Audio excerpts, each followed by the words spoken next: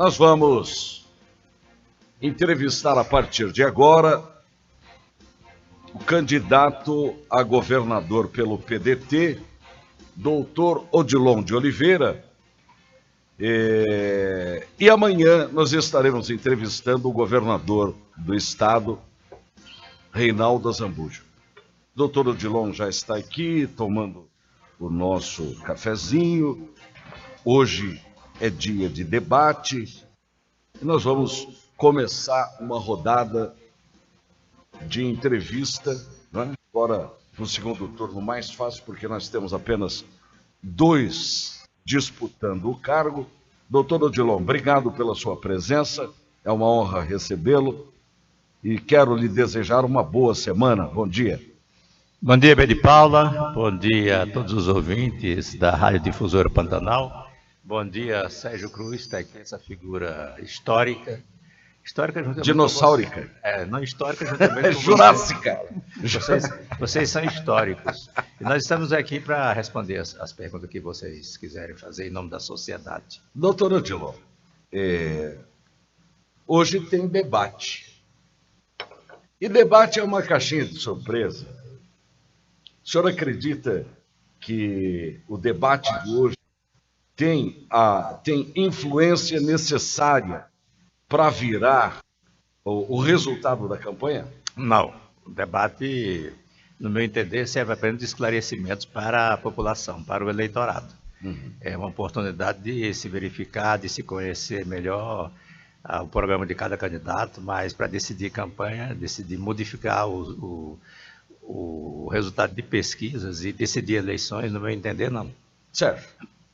O doutor Odilon, você esteve no Rio de Janeiro para apoio a um colega seu que é candidato no segundo turno e aproveitou para fazer uma visita ao Bolsonaro. Agora surgiu muita especulação em torno dessa visita.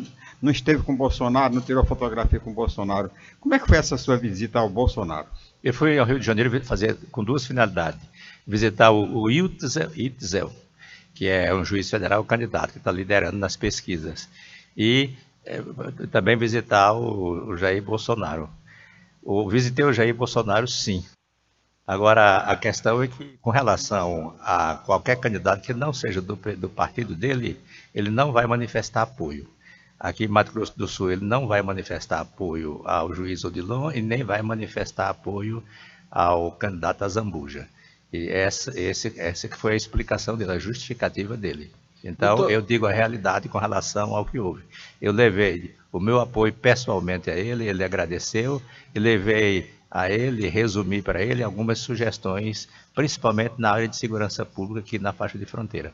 Doutor Odilon, mas o candidato que o PDT apoia é o Haddad. Como é que fica essa disputa pelo Odilon, pelo Bolsonaro, e o Haddad fica gravitando fora do foco das atenções? Na verdade, 4 candidatos foram para o segundo turno do PDT, né? E desses 4, 3 aderiram ao Bolsonaro. E não houve resistência, digamos assim, mais significativa com relação ou pela direção nacional do partido. Quer dizer, houve uma tolerância nesse sentido. Então, nós não estamos contrariando, logicamente, a direção do partido, a direção nacional do partido. Isso cria algum problema ou não? Não, isso não cria problema nenhum. Está havendo perfeita harmonia dentro do PDT e hoje vai ter uma reunião junto com a executiva, vai se reunir, os presidentes dos diretórios municipais vão se reunir, todo mundo junto e, evidentemente, para dar apoio ao juiz Odilon. Doutor Odilon, esse acordo com o MDB, ele nos parece desnecessário, até porque no início da sua campanha o senhor se reportou ao MDB como sendo uma quadrilha e de repente aceita o MDB como companheiro de luta.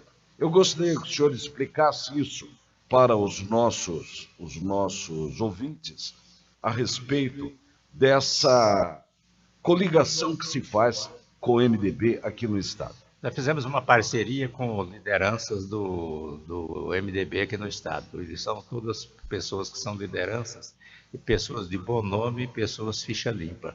A exemplo do MOC, deputado estadual MOC, presidente da Assembleia, e a exemplo também do senador Valdemir Moca. E outras lideranças importantes também. E então isso não contraria, evidentemente, qualquer afirmação que eu possa ter feito no começo. Mas dificilmente, eu acredito, pelo meu perfil, eu tenha chamado o MDB de quadrilha, em qualquer manifestação minha perante a imprensa, ou mesmo fora da imprensa. Se arrepende em relação a isso ou não? De fazer Dessa consideração? Não, dessa parceria eu não me arrependo, logicamente não me arrependo. Nós queremos apoio de qualquer liderança. E essas lideranças que estão nos apoiando são todas pessoas ficha limpa, são todas pessoas que prestaram um bom serviço e haverão de prestar um bom serviço ao estado de Mato Grosso do Sul. Então, isso para nós é um ganho. E nós queremos apoio de todos os eleitores, seja lá de que partido for. Certo. O voto é igual. Doutor Odilon, com relação à questão da segurança, nós temos hoje um problema grave. Todos os governadores reclamam da ausência do governo federal na fronteira, né, que seria a responsabilidade da fronteira. Esse seu programa de governo, ele tem uma preocupação também com a questão da segurança. Uma das metas do Bolsonaro é exatamente a segurança. O senhor acha que é possível se fazer uma segurança na fronteira sem a presença do governo federal? Na fronteira, quem não cumpre a sua obrigação é o estado de Mato Grosso do Sul, não tem cumprido suas obrigações. Qualquer plano estratégico de fronteira que foi editado até hoje prevê obrigações bilaterais, não é? Obrigações da União e obrigações do Estado, ou dos estados de fronteira. E nenhum, especialmente Mato Grosso do Sul, cumpriu suas obrigações. Por exemplo, uma das obrigações era aumentar o contingente do DOF. Mato Grosso do Sul nunca cumpriu a sua obrigação. E na faixa de fronteira, nós temos dois tipos de crime. Temos os crimes comuns, que são de competência estadual, e temos os crimes federais, que são aqueles crimes transnacionais. O tráfico de droga, o contrabando de armas, o contrabando comum. A União cuida dessa parte. Isso não significa que o Estado fique isento de cumprir, de prevenir e de reprimir os crimes que são de sua competência.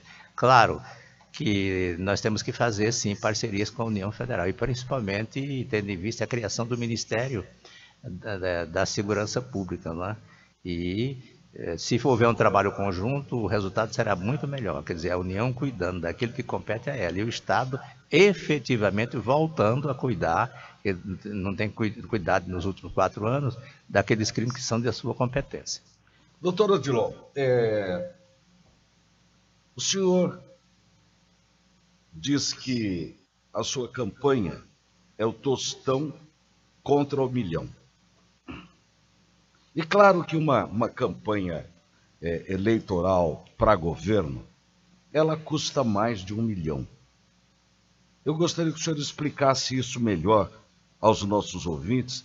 Por que o senhor acha que a sua campanha é uma campanha pobre e a campanha do seu adversário é uma campanha rica? Em primeiro lugar, o autofinanciamento. Aqui no estado de Mato Grosso do Sul, o candidato ao governo do estado pode se autofinanciar, isto é, pode meter a mão no bolso e gastar até 5 milhões de reais. Eu nunca tive esse dinheiro. O adversário tem. E, em segundo lugar, nós recebemos do fundo partidário, uma pequena importância, 1,5 milhão. 1,5 milhão para fazer campanha fica muito difícil, porque a campanha é cara, né? E o partido adversário, com certeza, recebeu muito mais. Então, é a campanha do tostão contra o milhão, obviamente, né? O primeiro que usou essa expressão do tostão contra o milhão foi, eu li isso no livro do Dr. Pedro Pedrocian, foi o João Boca de Vaca, que é pai do nosso querido amigo Fernando, da Anfer, que usou essa expressão do engenheiro Pedro Pedrocian, na época engenheiro da Noroeste, contra mim, parece que era o Lúdio Coelho. Lúdio Coelho. Então, realmente, ali era o tostão contra o milhão, porque o Lúdio era banqueiro. Tá bom. Pois não.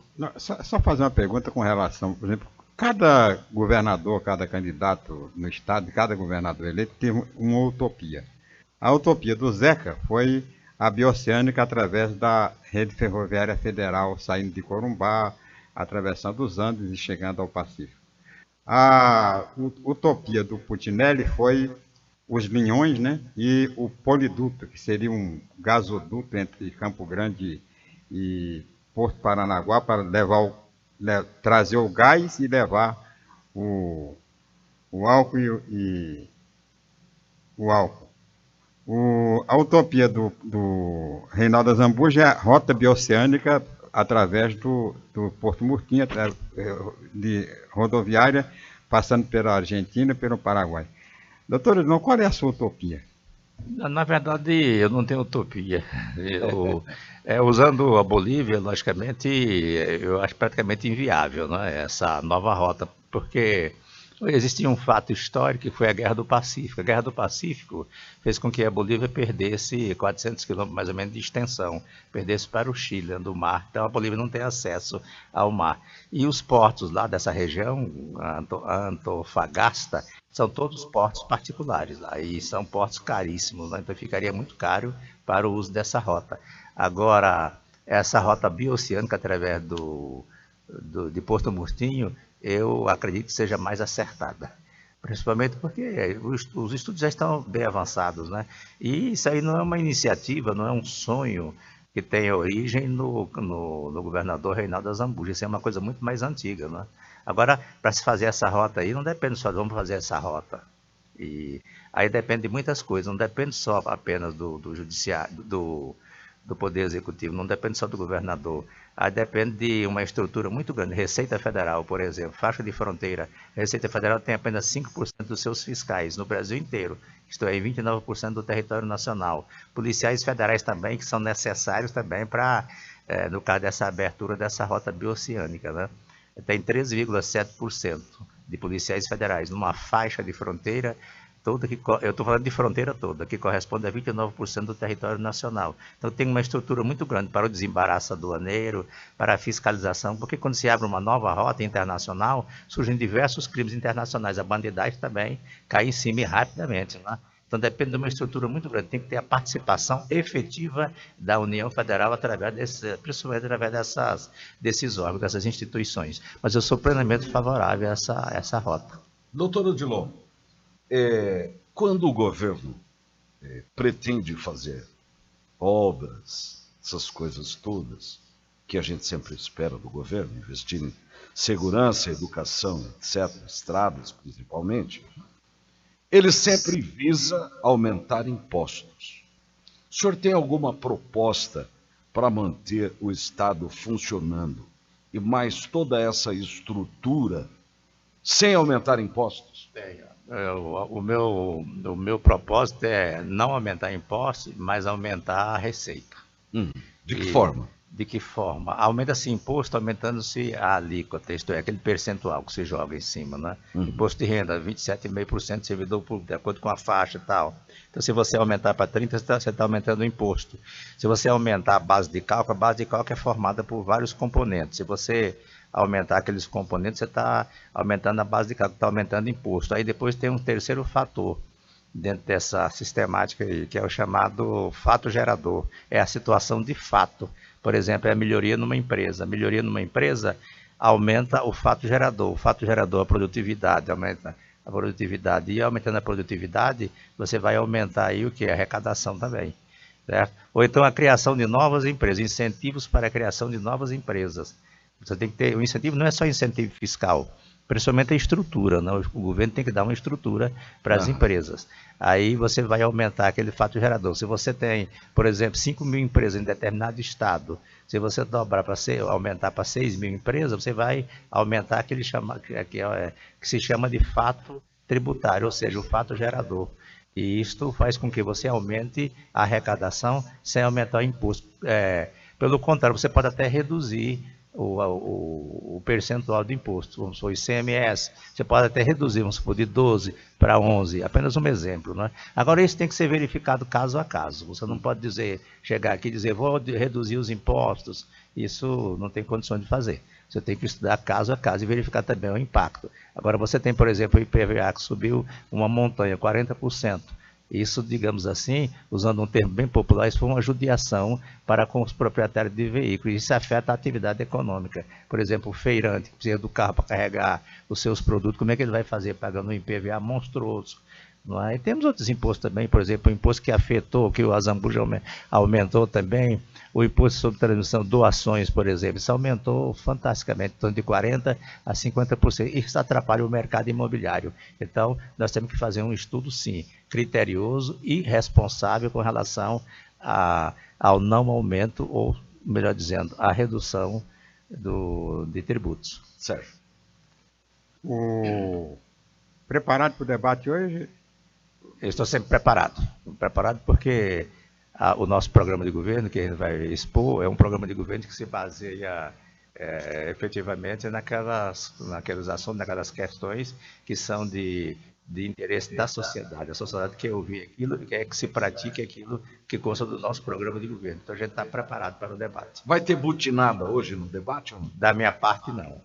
Agora, se houver butinada, em resposta, haverá butinada sim. Só que as butinadas que eu poderei desferir serão butinadas baseadas em fatos concretos, baseadas em documentos, baseadas, por exemplo, em registros que existem na Polícia Federal, que existem na Procuradoria-Geral da República e no Superior Tribunal de Justiça, incriminando em 3 processos o senhor Azambuja por corrupção. Se existir butinada, aí eu vou, evidentemente, responder. Doutor Odilon, a Justiça mandou remover página, né, de internet de fake news atribuída à sua assessoria. Você tem uma explicação para isso? O senhor sabia dessa história do fake news? Não, de fake news eu não sabia. Fake news, aliás, fake news esse é um mal, um grande mal que existe no mundo inteiro, né? E dificilmente se combate fake news. Agora tem muitas pessoas que a própria pessoa prepara o fake news. E quando se faz um fake news, se veicula aquele fake news, obviamente que aquilo é a revelia do candidato, né? O candidato não tem como controlar essas coisas, então não tem conhecimento nenhum desses fake news. Doutor Odilon, nesse segundo turno, deixaram o senhor sozinho lá no PDT, parece que o Schmidt saiu, o Dagoberto ganhou a eleição também, perdeu o interesse. O que o senhor tem sentido em relação a isso? Não, com relação ao Schmidt. Schmidt é uma biblioteca ambulante de conhecimentos políticos, né? É uma pessoa muito vivida, muito respeitada e tem um passado limpíssimo. E o que se entendeu foi que o Júnior ficaria com a coordenação geral, o Odilon Júnior, vereador Odilon Júnior, a partir de determinada data dessa reunião que a gente fez, e que o Schmidt continuaria, sim, mas com a atividade mais reduzida, que seria de consultoria. Uma consultoria na esfera política, né? Porque ele é uma pessoa que assume um papel muito importante nessa área. Então não houve nenhuma discórdia. O Dagoberto ele foi eleito, a tendência de quem vai eleito é logicamente dar uma descansada, porque a campanha cansa muito psicologicamente, fisicamente, mas está todo mundo reunido, todo mundo reunido em torno do meu nome. Então há um consenso absoluto, não há nenhuma discórdia. Saiu uma pesquisa hoje que ainda não foi, não saiu para a imprensa e nós tomamos conhecimento. O senhor já deve ter tomado conhecimento dela também, uma pesquisa registrada, inclusive. Ou o senhor não sabe disso?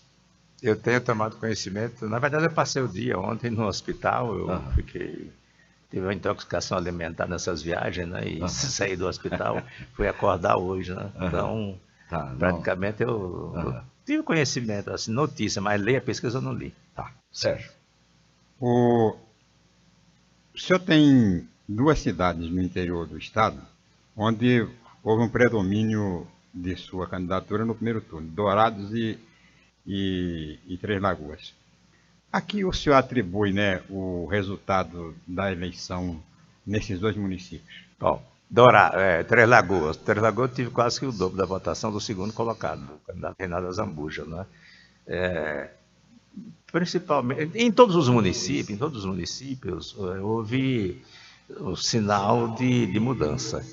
Mas você pergunta para mim, tá bom, mas você não ganhou em todos os municípios? Não, não ganhei. Eu faço uma campanha, comecei uma campanha, uma pré-campanha, entrei na política há 6 meses, apenas 6 meses. É diferente de 30 e tantos anos e muitos candidatos que tem por aí, não é?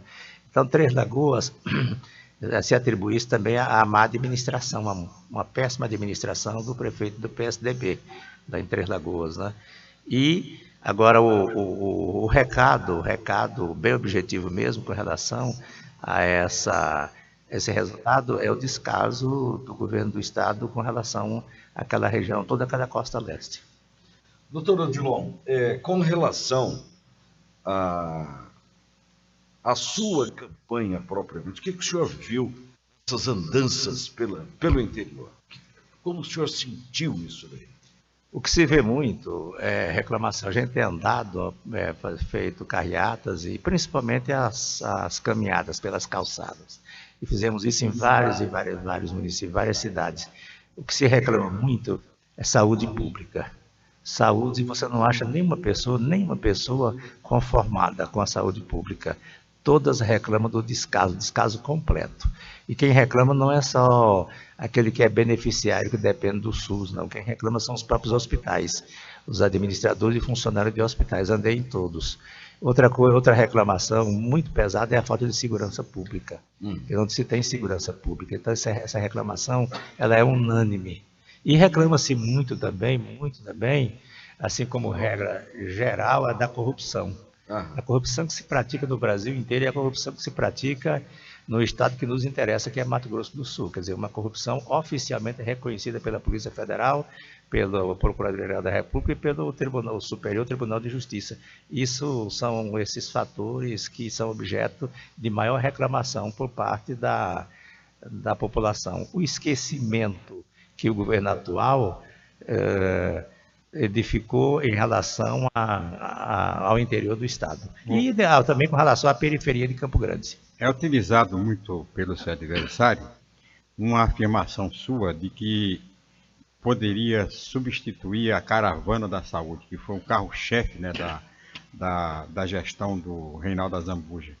O senhor poderia explicar melhor como substituir esta caravana da saúde? Em primeiro lugar, eu gostaria de abrir aqui um parênteses para agradecer o vice-candidato a governador lá de Dourados, que é o Marcos Vitor, bispo Marcos Vitor. Quero agradecer a ele, e o trabalho dele foi muito importante para o sucesso também que a gente teve em Dourados, que aliás foi parte também de uma pergunta anterior do Sérgio Cruz. Agora, com relação à caravana da saúde é uma coisa que fica caríssima, que comparece no município, fica 2 dias e deixa as pessoas sem condições de ter acompanhamento médico. Quando faz uma cirurgia de catarata, é claro que tem que ter um acompanhamento médico. A gente pretende não extinguir a caravana da saúde. Assim, quer dizer, o meu adversário ele vem recortando aquilo que interessa a ele, pega uma fase, recorta uma parte e usa aquela parte que lhe convém, que convém à sua campanha política, certo? O que eu disse no contexto é que a caravana da saúde, como está, ela tem que ser completamente modificada. Primeiro, com relação à carestia, ao preço. Tudo aquilo que tem na caravana da saúde, tudo aquilo é alugado. E fica um valor enorme.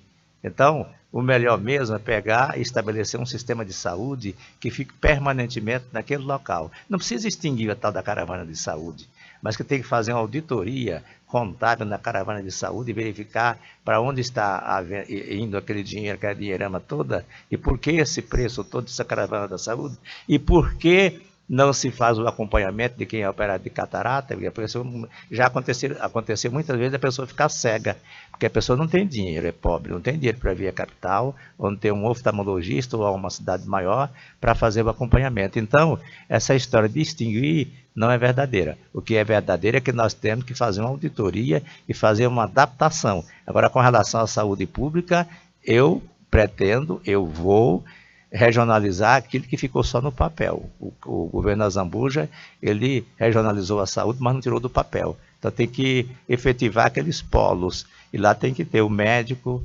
especialista no polo, e nas micro-regiões, ainda que não tenha o médico especialista, tem que ter laboratórios e assim por diante. Estabelecer aí a telemedicina, que é muito mais barato e tem uma presença marcante, contínua e diária ali junto com quem precisa da saúde. Enfim, é levar a medicina inteira para o interior, e não só uma caravana da saúde. Mas esse negócio de extinção, isso foi frase pensada, ou fala minha pensada pela própria equipe do senhor Reinaldo Azambuja. Doutor Odilon, eu quero agradecer a sua presença. Muito obrigado pelas vezes que o senhor veio aqui como candidato. Sempre uma honra recebê-lo e queremos deixá-lo à vontade por 2 minutos para o senhor falar sobre os momentos finais de campanha.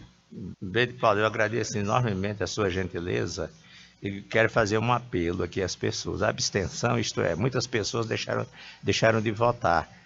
Certamente deixaram de votar desgostosas com o político, não com a política em si, não com o político. A política que nós queremos fazer é a arte de transformação da vida das pessoas, da vida dos outros, não uma arte de transformação do bolso do político. Então eu queria deixar aqui um apelo às pessoas para não deixar de votar, comparecerem para votar. E não votar em branco, não votar nulo. Tem que escolher entre o melhor candidato. Verifique o passado do candidato. Verifique... cada um tem um livro na vida, cada um escreveu um livro. Então verifique o passado do juiz Odilon. E outra coisa, a população não tem que ir em fofoca, invenções. Eu não tenho nada no meu passado que justifique qualquer censura. Pelo contrário, o meu passado ele justificou elogios e condecorações do Brasil inteiro, através de muito mais de 50 homenagens nacionais e internacionais. Agora existem muitas invenções. Falamos aqui em fake news, falamos aqui também em uso de pessoas que eu já condenei, que já expurguei da justiça por corrupção. Eu não tolero corrupção. Então, uso dessas pessoas, uso da imprensa paraguaia, por exemplo, que tem sido praticamente frequente para me atacar. Quer dizer, esse tipo de política a gente tem que expurgar. Não pode haver isto. Nós temos que discutir propostas. E toda vez que eu me refiro ao candidato Reinaldo Azambuja, citando fatos delituosos, eu não uso pessoas que foram acusadas de crime. Eu não uso essas pessoas, eu uso simplesmente os dados, ou as informações, ou o trabalho da Polícia Federal, o trabalho da Procuradoria-Geral da República, o trabalho do Superior Tribunal de Justiça. E eu só queria acrescentar aqui que um ataque que eu recebi do Reinaldo Azambuja, muitas butinadas num debate, já é objeto de uma ação penal contra ele. Então, ao invés de 3 processos no Superior Tribunal de Justiça, agora ele tem 4 processos. E o ministro, ao despachar, disse que eram fatos muito graves e mandou notificá-lo. Então, eu quero, por último, que a população tenha certeza absoluta de que nem a Polícia Federal, nem um tribunal, eu sendo eleito, vai me taxar de chefe de organização criminosa criada dentro do Estado para roubar dinheiro público. Com relação ao candidato adversário, quem disse isso foi o Superior Tribunal de Justiça. É uma coisa muito grave, gravíssima. E eu peço o voto de todos, claro, Odilon, número 12. Um grande abraço a todos vocês.